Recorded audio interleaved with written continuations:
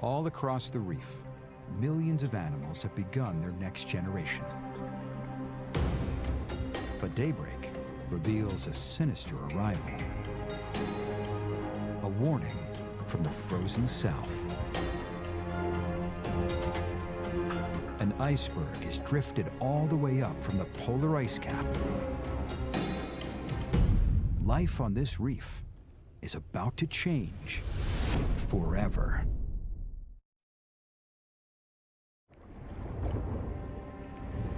As temperatures drop across the planet, the oceans are cooling down fast, and a huge ice cap is growing over the South Pole.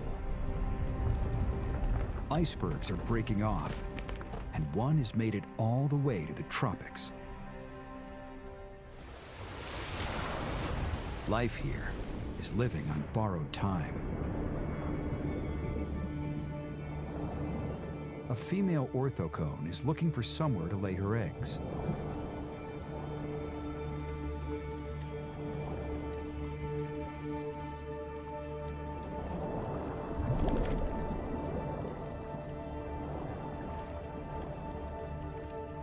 She's not used to these shallow waters and is a little unsteady on her tentacles.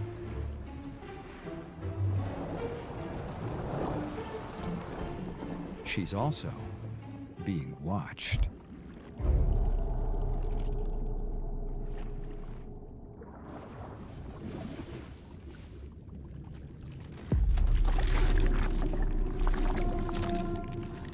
A predatory sea scorpion has picked up the scent of her new eggs.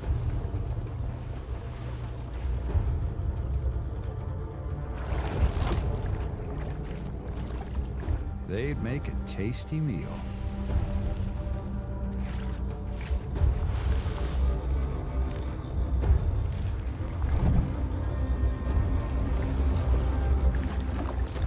But this is the wrong mother to mess with. Orthocones do not abandon their eggs. Standing guard, she will not eat or leave this spot for 6 months. Which means, by the time they hatch, she will have died.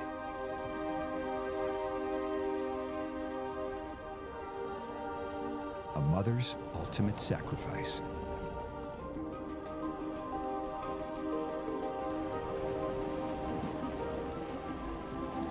Back in the clearing, the Sacabambaspis adults have all moved on. But under the sand lie their abandoned translucent eggs.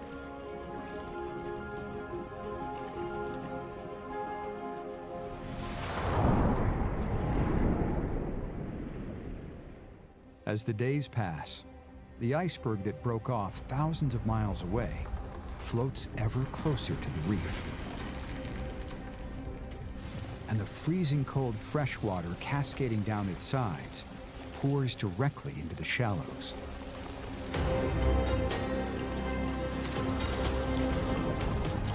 For these creatures, used to warm salt water, it means death. Those that can move try to escape, like these trilobites.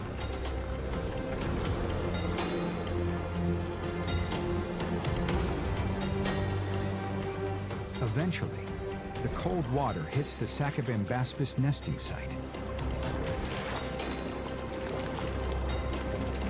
They hatch at the worst moment. But at least these newborns are mobile.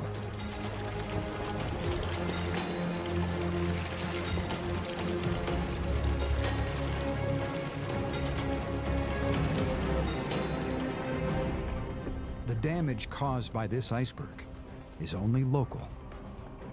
The bigger threat is that the entire planet is cooling.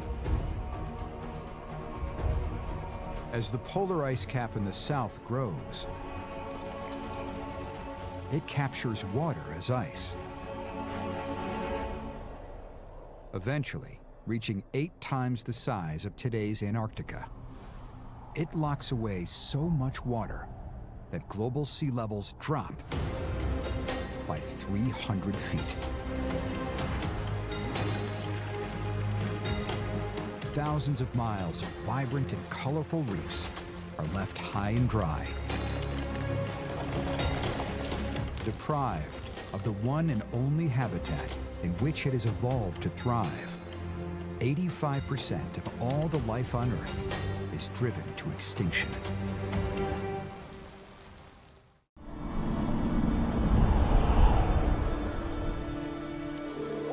The drought is intensifying.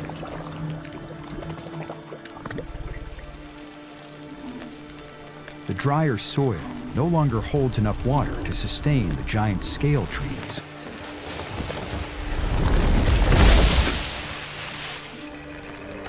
The swamp is no longer wet enough for the spores to germinate, and the trees cannot recover. The once endless groves are becoming patchy and sparse.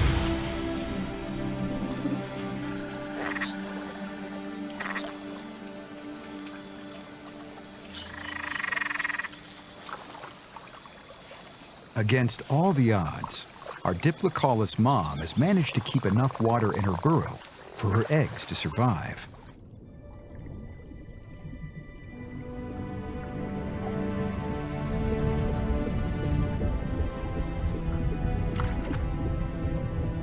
And now, they're starting to hatch. A miracle of new life. But unlike their mother, they can only breathe underwater. For now, they have feathery gills that absorb all the oxygen they need. It will be 8 weeks before their lungs develop and they can breathe on land. Despite all her hard work, their birthing pool is shrinking. Our mom is running out of time, and digging around on this bank just got riskier.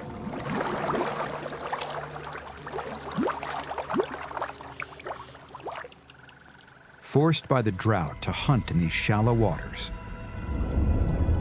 Orthocanthus, a freshwater shark. Aquatic animals here are now pushed into smaller and smaller pockets. Global cooling has brought the forests to a tipping point. These baby Ariops, abandoned by their parents, are now stuck. Thousands of them, with no space and no food.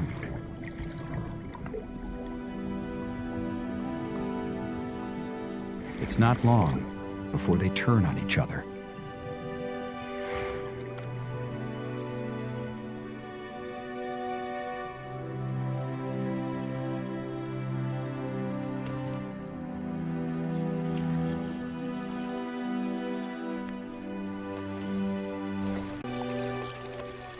Just one tiny tragedy in a world that is falling apart.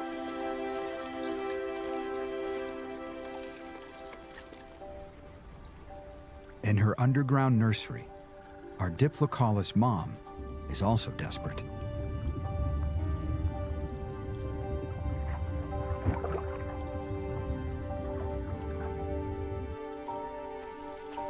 To save her remaining babies, she carries them in her mouth down to the stream.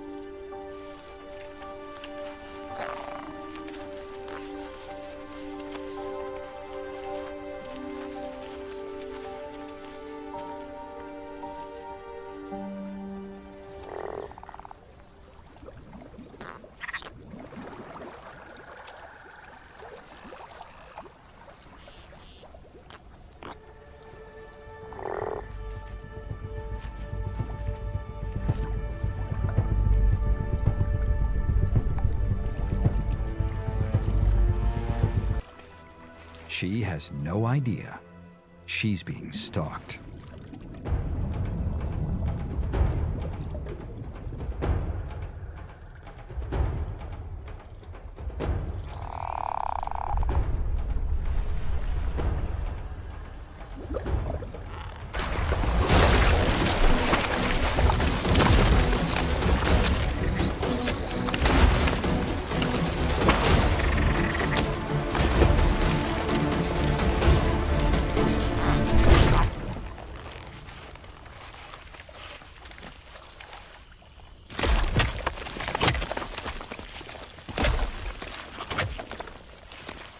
starving shark has overreached.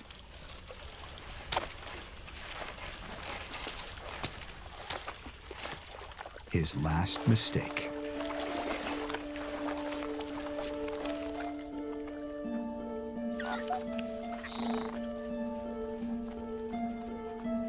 Our mom returns to her empty burrow. Her best hope now is to wait out the dry season underground.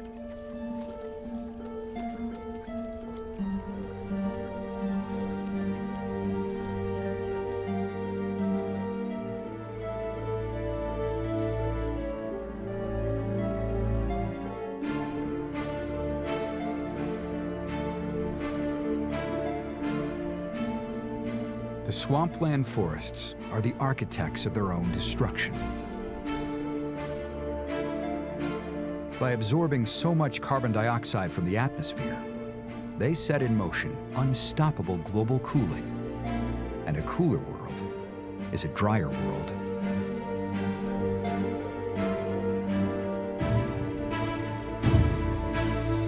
Inside her burrow, our Diplocaulus has made herself a mucus cocoon to hibernate. But her time has passed.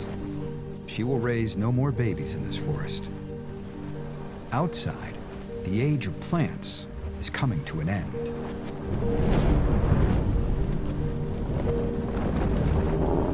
Millions of years pass.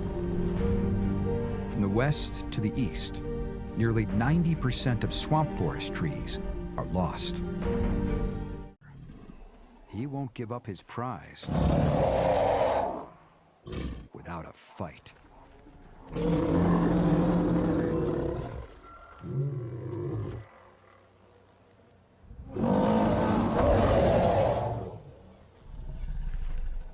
The two desperate predators must face off against each other. This confrontation has been a long time coming.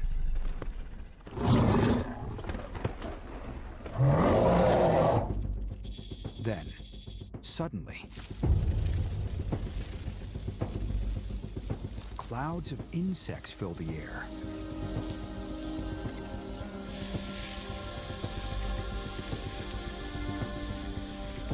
Only one thing can cause insects to behave like this.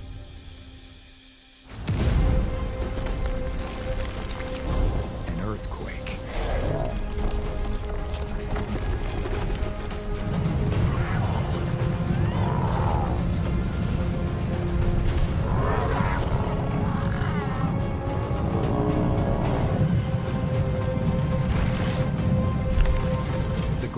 Must flee for their lives. But nothing can save them from what's coming next.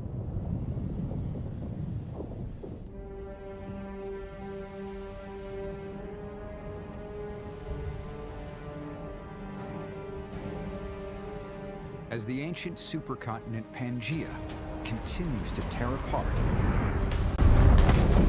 vast cracks in the Earth's crust erupt on a staggering scale. Relentlessly pumping even more carbon dioxide, methane, and other deadly gases into the atmosphere.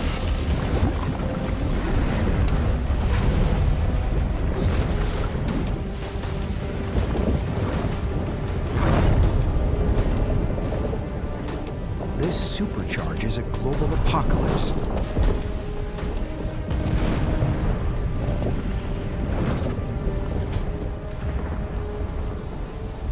Temperatures skyrocket.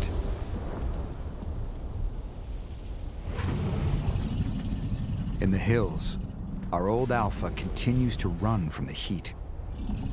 He has led his family so far. But the problem with migrating higher is eventually you run out of road.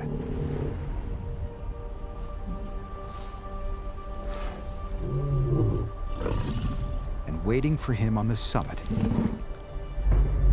is his old friend, the lone male.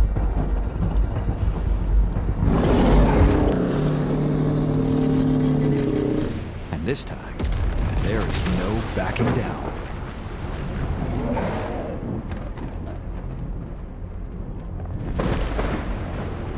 The lone male may be younger and more agile, but the alpha is the more experienced fighter.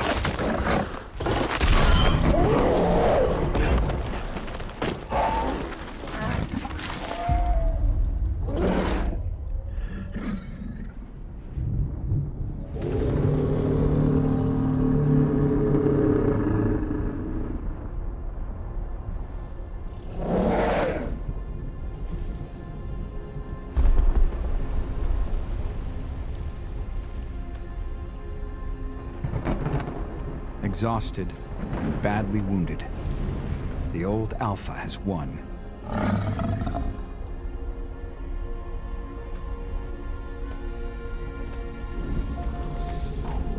He leads his family on, but there is nowhere left to go. Their world is doomed, and even he can't save them.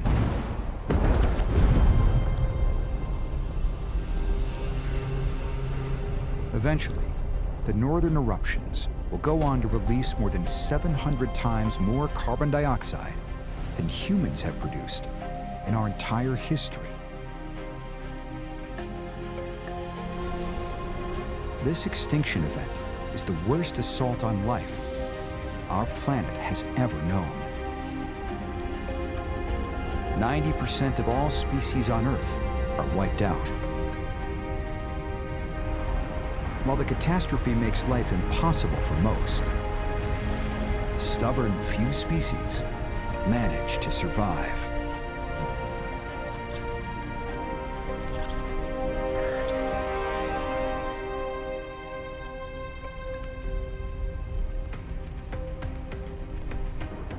Close relatives of elf are among these survivors.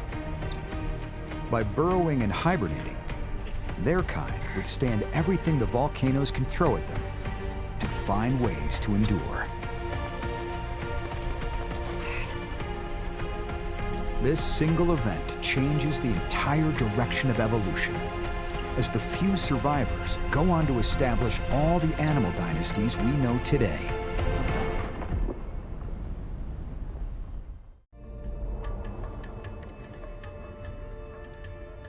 As the Ishigualastia continue their search for food, the riverbed they follow gets narrower and narrower.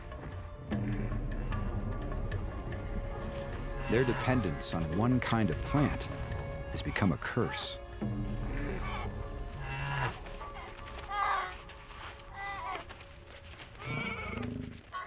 And that is not the babysitter's only problem. In the nearby bushes are creatures she remembers all too well.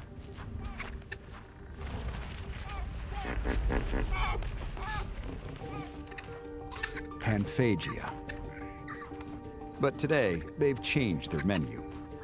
Now they graze on leaves. Unlike the Ishigualastia, these little dinosaurs will eat pretty much anything.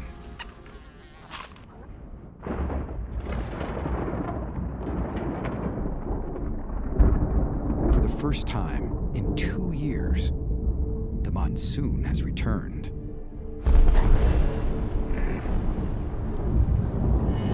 The rains will bring the biggest threat our herd has ever faced.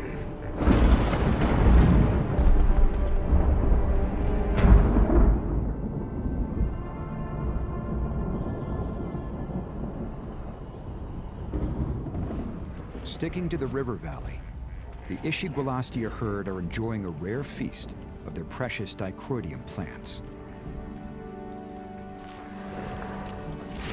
A moment of rest and a long, agonizing journey.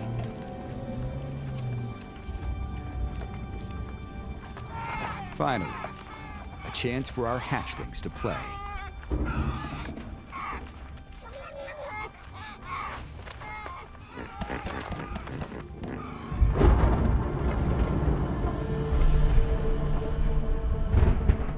In the mountains, after 2 years of punishing drought, the monsoon rains start to fall.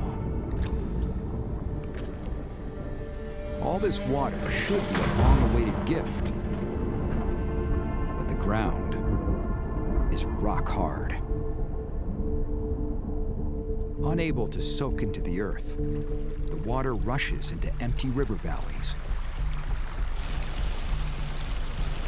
causing violent flash floods.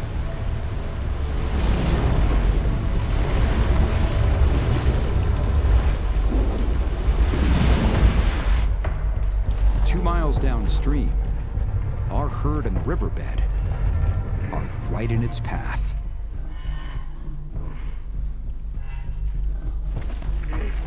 Some of the older adults sense danger and make for higher ground.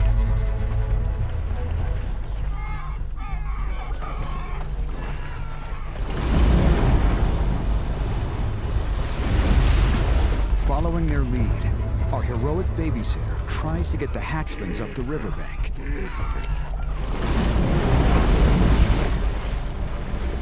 But she is running out of time.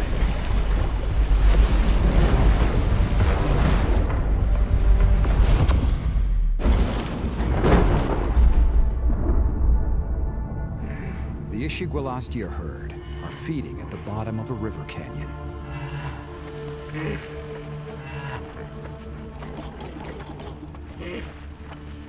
Our young babysitter senses danger approaching, and she frantically tries to get the hatchlings out of the riverbed.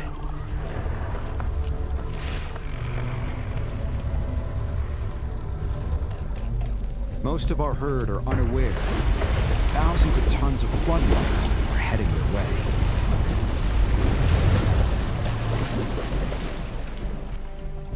The flash flood is not their only problem.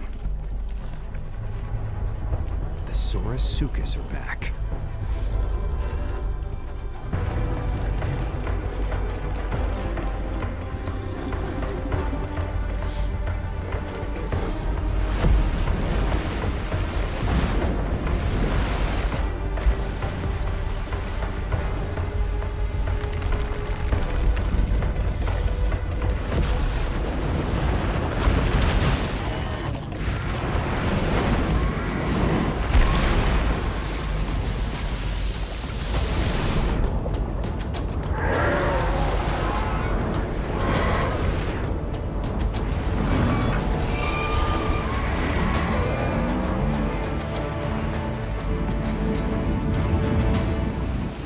Instant, both predator and prey are swept away.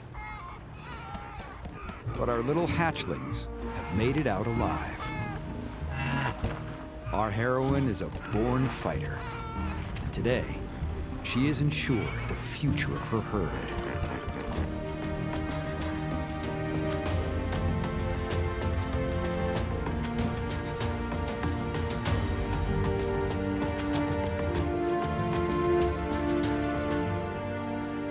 Surviving, however, will only get harder. Severe climate chaos causes mass fluctuations in vegetation. Fussy eaters like Ishigualastia struggle to hang on. Thousands of years pass, and the climate becomes wildly unstable. Landscapes transform from rainy forests to deserts, and then back again. Half of all species do not make it.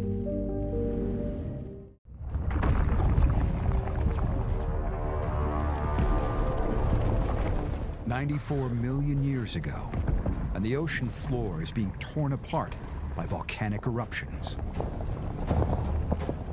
This unprecedented outpouring of magma is not only pushing up sea levels and heating the atmosphere,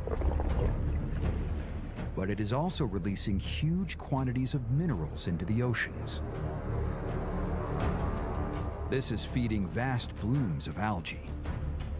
Then, as the algae die and sink to the bottom, the process of decay consumes all the oxygen in the water, suffocating marine life and creating death zones in the deep. In a world of sluggish ocean currents and warm, shallow seas, these zones have been growing, and now half the Earth's seas are stagnant.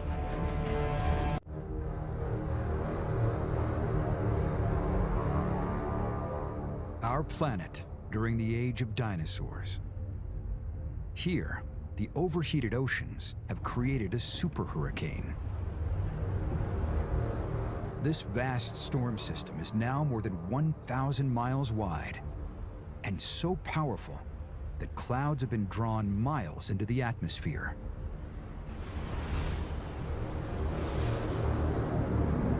Out at sea, wind speeds have reached over 300 miles per hour, and it is barreling toward the coast.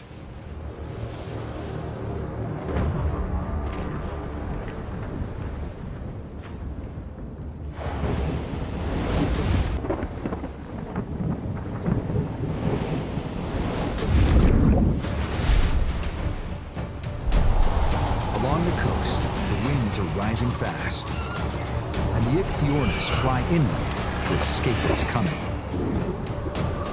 The Portinatosaurus will seek safety in the water, but not until the last minute. They watch the approaching storm, waiting for their moment. But on the other side of the lagoon, our mother Spinosaurus is starving. She leaves her nest in search of food. Food, like the lizards. To reach them, she goes into stealth mode. She swims.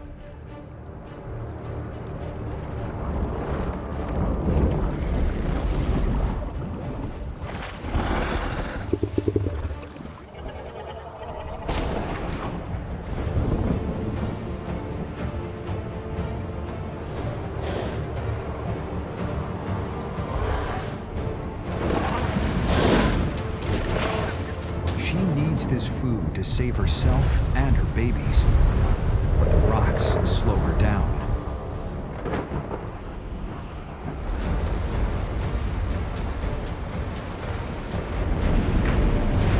Now, the hurricane is upon her. With a 40-foot storm surge, she has no time to get back to her nest.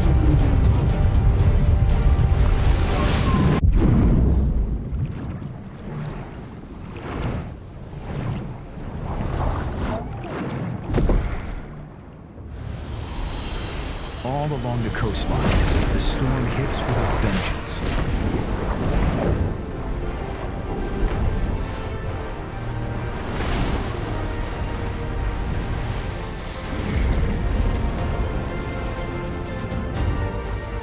Out at sea, it is chaos. And another mother is fighting to stay alive.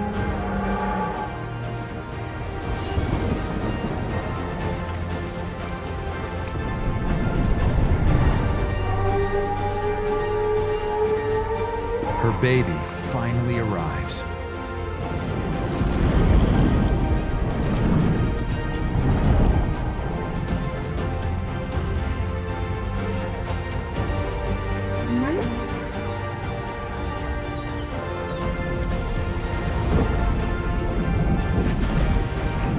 Now, she risks all for her new son.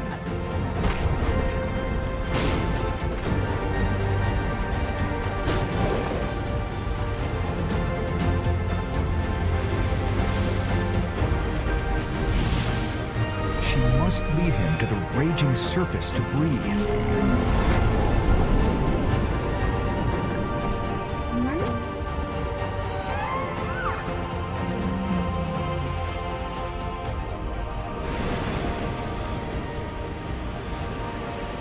His first breath could be his last.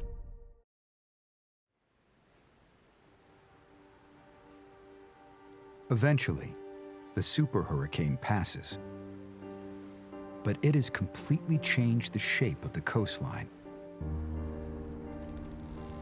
Barrier islands have been swept away, reefs smothered, and beaches moved.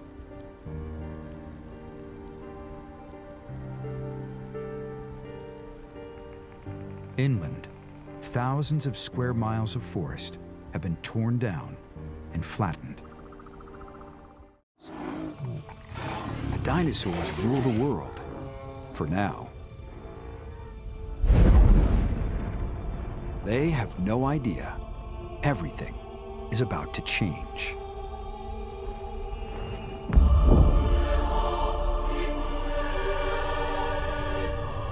4,500 miles to the south, a giant asteroid has slammed into the Earth, unleashing the destructive force of 9 billion atomic bombs.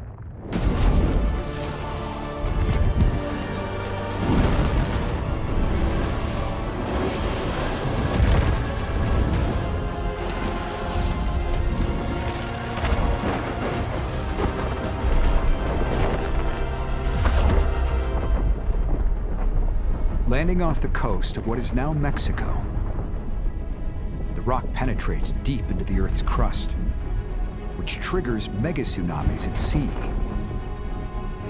and releases a blast that incinerates everything on land within 1,000 miles. But far away in the Arctic Circle, devastation has yet to hit. And though their world is about to end, the dinosaur predators continue to hunt as they have done for millions of years. The adolescent group have identified their target, a young Edmontosaurus with his mother on the edge of the herd.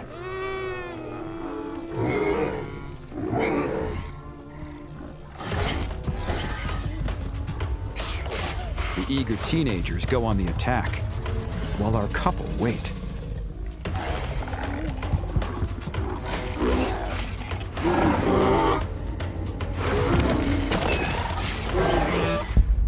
At the same time, shockwaves from the blast are racing across the planet at close to the speed of sound.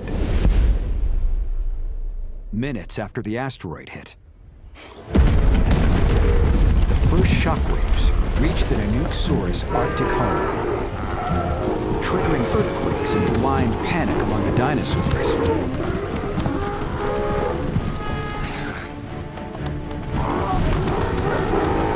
The herd stampedes.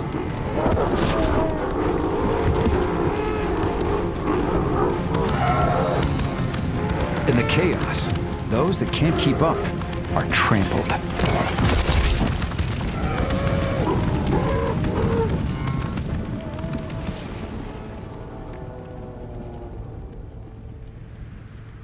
Finally, the tremors stop. One of the teenagers didn't survive. But his pals spot a chance to pick up where they left off. A juvenile, abandoned by the herd.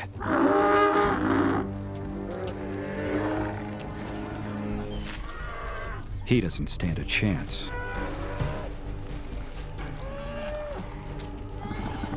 Our Nanuqsaurus couple watch.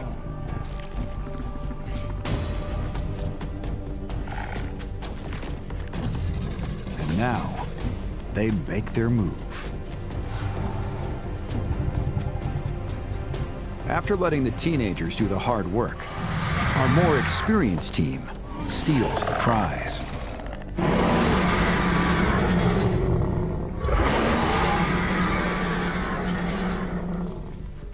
They've been running this con for years. Mom and Dad claim the kill.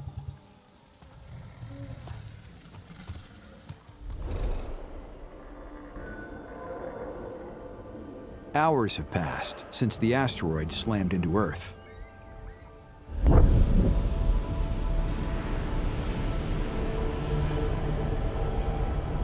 But now, another wave is tearing through the atmosphere.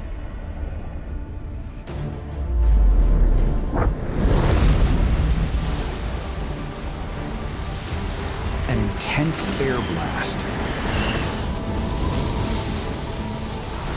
It overtakes the old couple, but they battle on to get back to their nest.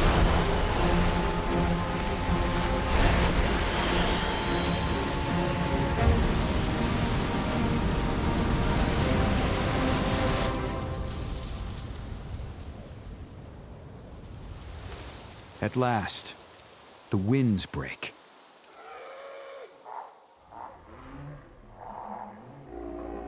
In all their years together, they've never experienced anything like this.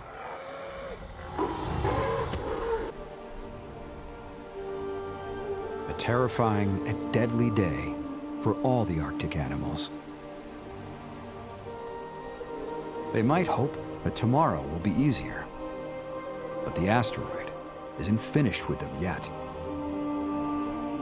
In fact, the worst is yet to come. A dark cloud is starting to cover the entire planet. This black, swirling dust, rich in carbon and sulfur, is about to make the world uninhabitable for millions of creatures. As the debris cloud reaches them, they are plunged into darkness. They will never see the sun again. Earth, once home to a diverse spectrum of colorful life, is transforming into a dark mass of gray. After an epic migration, the new matriarch has brought her herd to the southernmost tip of North America. Before them lies South America, a continent that has been isolated for the last 50 million years.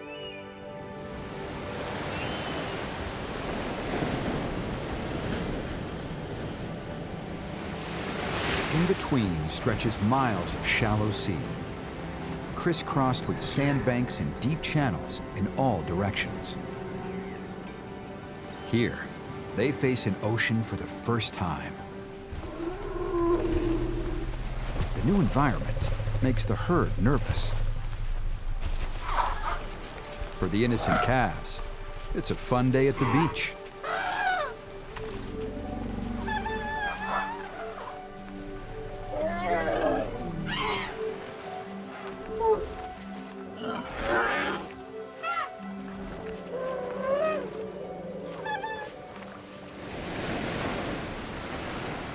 Their new leader can tell the water isn't drinkable. Then, she picks up the unmistakable scent of lush vegetation floating on a southerly breeze. Ahead lies the island continent of South America. Except, it's no longer an island. 2.5 million years ago, continental drift is pushing it so close to North America that a series of new islands are forming a strip of land. To find fresh water, all the matriarch has to do is follow her nose. So she continues the journey south.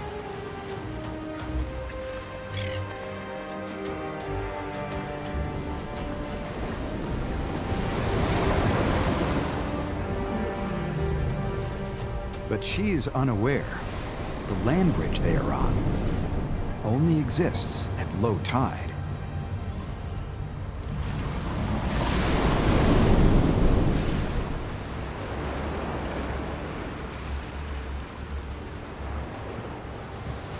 Now, the tide is coming in.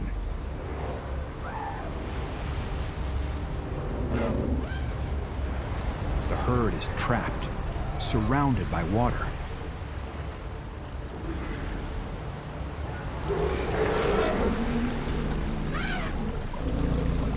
Gomphotheres are naturally good swimmers. But fighting tides and unpredictable currents is much harder than crossing a river.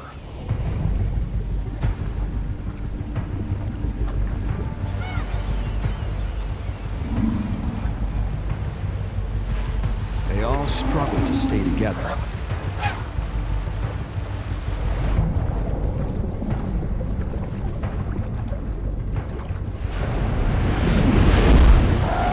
The little female calf is pulled by the tide.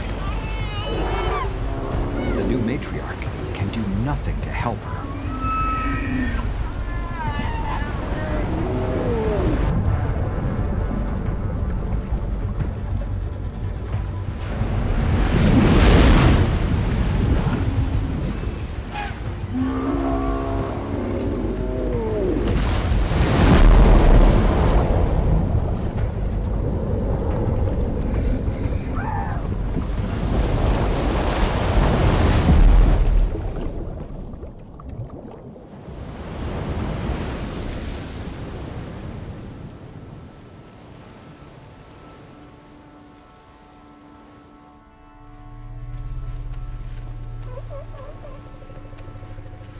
Exhausted and disoriented, they find themselves on a new continent,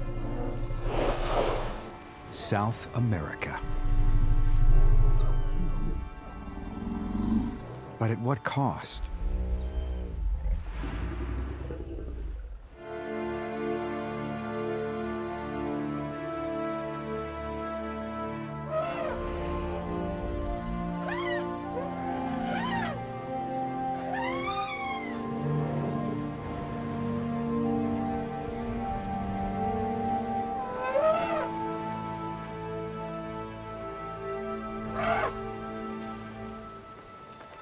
Then, a miracle arrives on the high tide.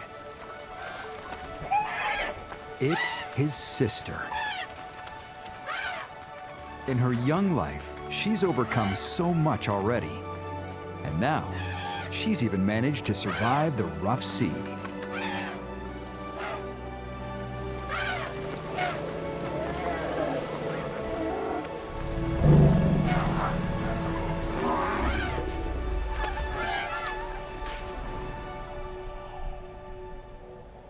Finally, a new world.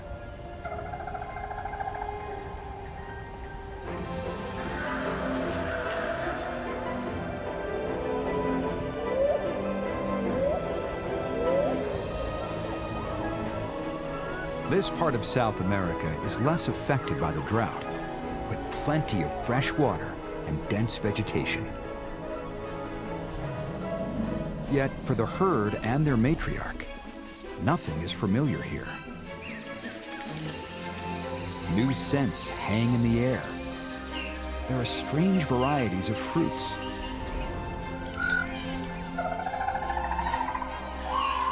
Even the bird songs are new to their ears.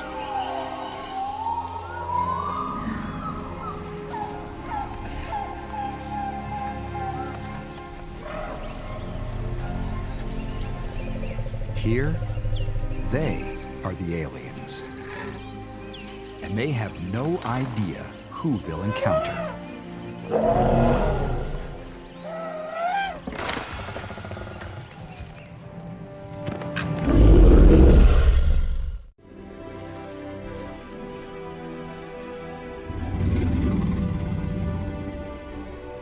Mammoth and mastodon have roamed this continent together for millions of years.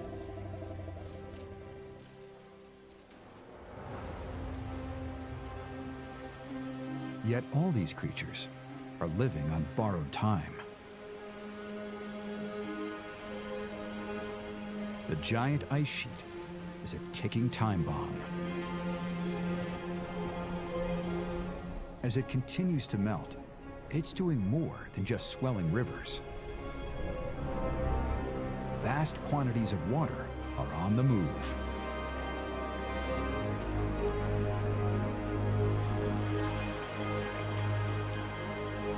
Trickles feed streams that turn into torrents.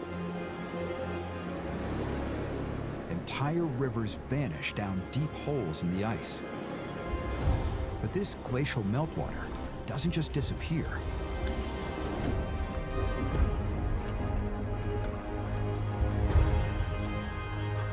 Along the edge of the Laurentide ice sheet, a giant lake has been building,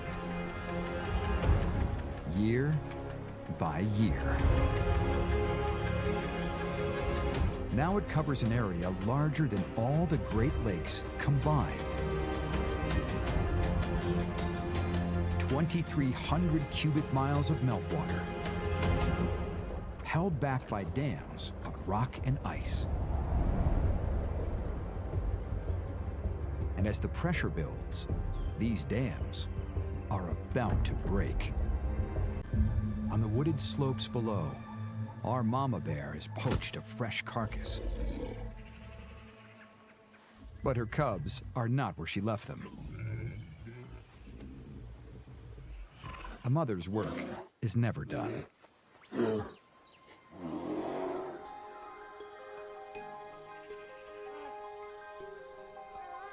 They are playing hooky, lured away by a fascinating prickly creature.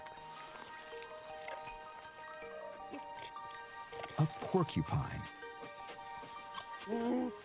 With 30,000 barbed quills covering his body, most in this forest just leave him alone. Our naive cubs, however, are new to the neighborhood.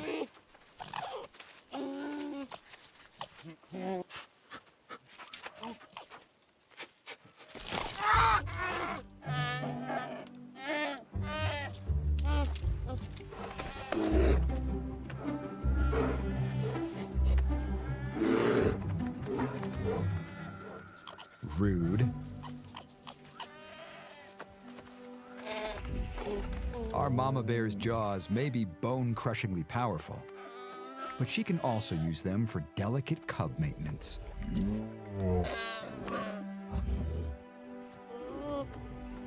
This little one won't be messing with porcupines again.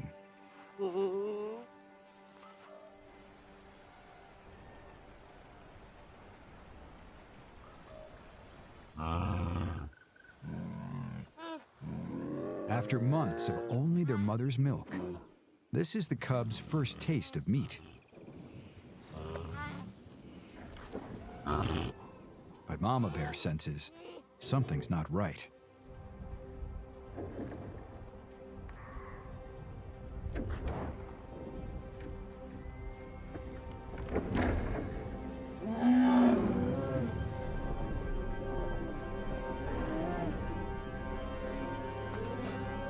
She leads her cubs back up toward their den, high on the hillside.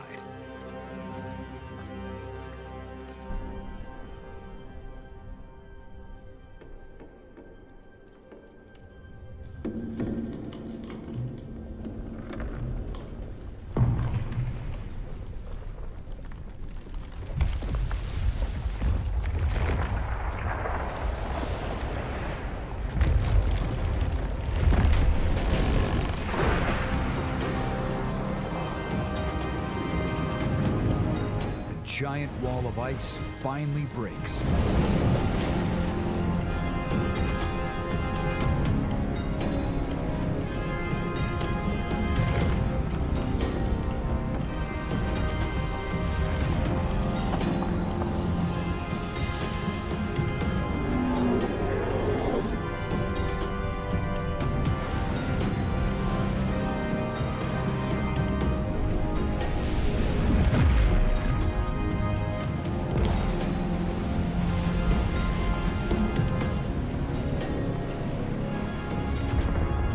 Thousands of cubic miles of glacial meltwater tear across North America toward the Atlantic Ocean.